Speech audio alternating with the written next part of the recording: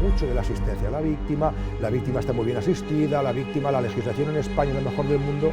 Mentira, porque entonces parece que hay gente que está viviendo del dolor que tú has sufrido y viviendo de la política y para hacer política.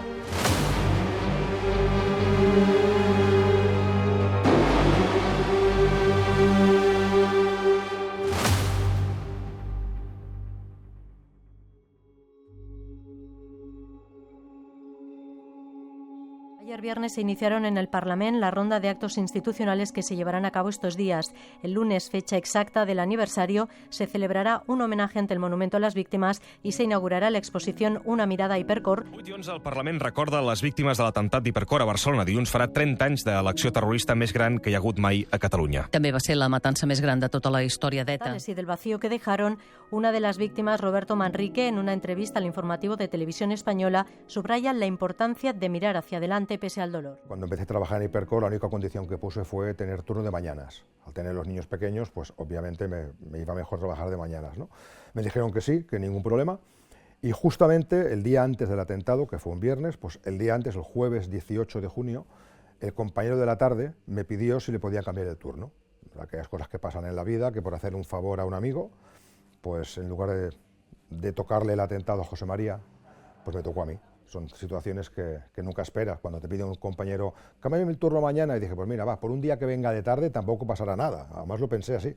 Dije, podrá bajar mi mujer con los niños, el mayor quiere ver cómo es el trabajo del Papa y tal, pues mira, me escaparé, le explicaré qué es lo que hacemos aquí.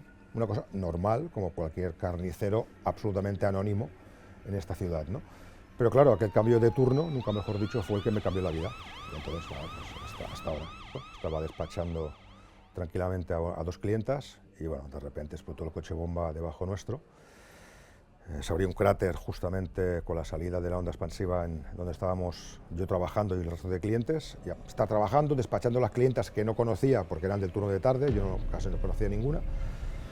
Y estaba cortando 10 libritos de lomo a Mari Carmen y a su madre, Agustina, cuando de repente pues explotó todo bajo nuestros pies. El atentado salvaje de la banda terrorista ETA en Barcelona ha tenido como objetivo directo la población civil. En el momento del atentado, el centro comercial estaba abierto al público. Subió toda la llamarada de fuego por nuestros pies, por el cráter que se abrió allí, y a partir de ese instante pues intentar sobrevivir como puedes, ¿no? La cara quemada, la cabeza quemada, las manos, los brazos, la pierna, los pies.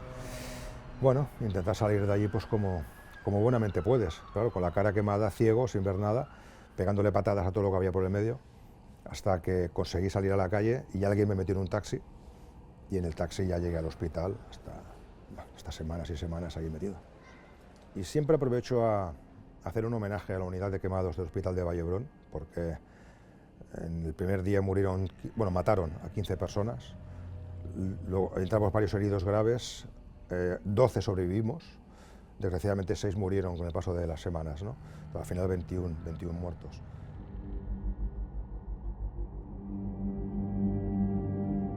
Y lo primero que pensé fue que había explotado la cámara frigorífica, que iba con gas, y pensé, bueno, pues me ha pillado a mí y a las clientas que estaba despachando, y bueno, ya saldré de aquí como pueda, porque obviamente las quemaduras eran muy graves, ¿no?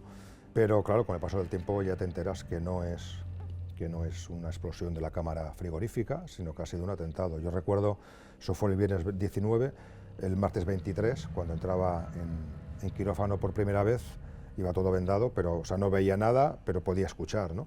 Entonces recuerdo una frase que me impactó justo antes de entrar en quirófano, que escuché a alguien, que creo que fue Juan Carlos, él nunca me ha querido decir que fuera él, pero creo que fue Juan Carlos, que dijo, ¿cómo se les ocurre a estos hijos de puta poner una bomba en Hipercor?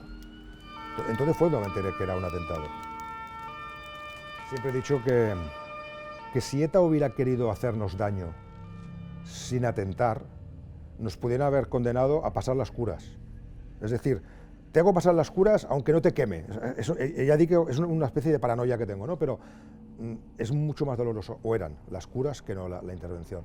Pasados los meses, obviamente, tienes que hacer recuperación. Entonces yo recuerdo que estuve, para coger una raqueta de tenis, tardé 7 años.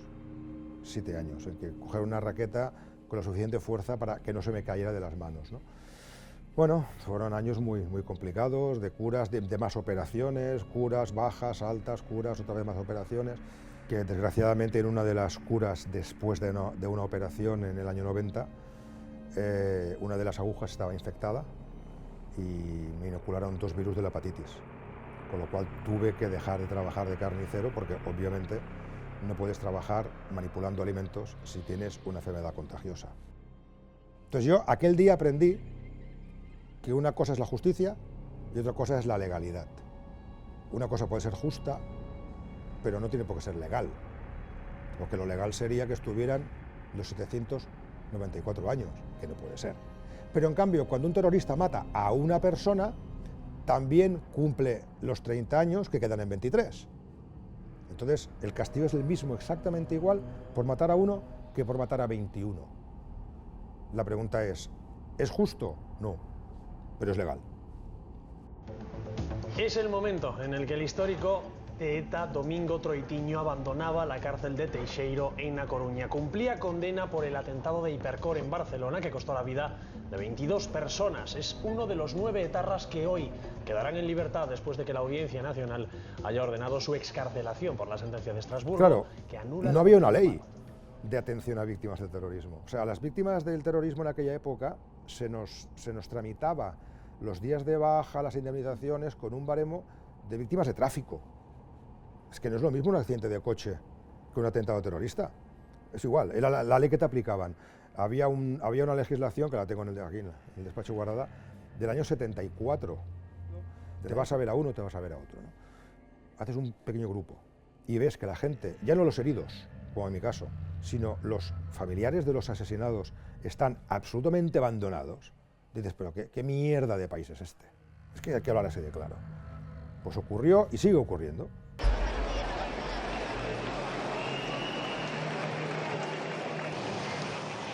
El Estado no le gusta que las víctimas se entiendan, se vean y hagan una piña. Pero es que esto pasó hace 40 años y ha pasado hace un año y poco.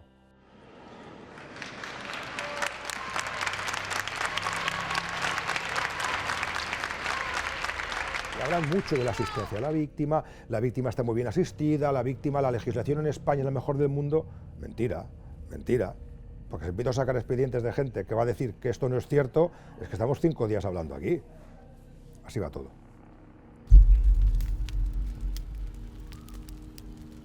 Mucho homenaje a las víctimas, muchos políticos, el Día Europeo de la Víctima, el Día Español de la Víctima, el Día no sé qué de la Víctima. Está muy bien, eso está muy bien. Pero el resto del año, ¿qué hacemos? Si esa víctima a la que homenajeas va mañana y le dices, oiga, haber venido antes, lo siento. Per tant, està gairebé tothom estem d'acord amb l'acte que avui es fa per part de l'Ajuntament. Qui no ho estigui haurà d'explicar les seves raons. I prefereixo deixar el tema aquí. O incluso siendo víctima reconocida del terrorismo, hablando en nombre de las víctimas, cuando es obvio que no has preguntado a las víctimas la opinión, solo le has preguntado a las que conoces. A lo mejor las que conoces de tu entorno familiar, de tu entorno de amistades, de tu entorno político, que las hay, pero hombre, no podemos hablar en general. Entonces repito, Roberto Ripoll, ¿perdonas a los autores del atentado de Hipercor? No, porque no me lo han pedido. Si algún día me lo piden, me lo plantearé. ¿Pero usted considera que de los 4 uno está arrepentido? Obviamente sí. Los 2, 3, obviamente no, porque me lo han demostrado cuando nos hemos visto. Entonces, la cosa es distinta.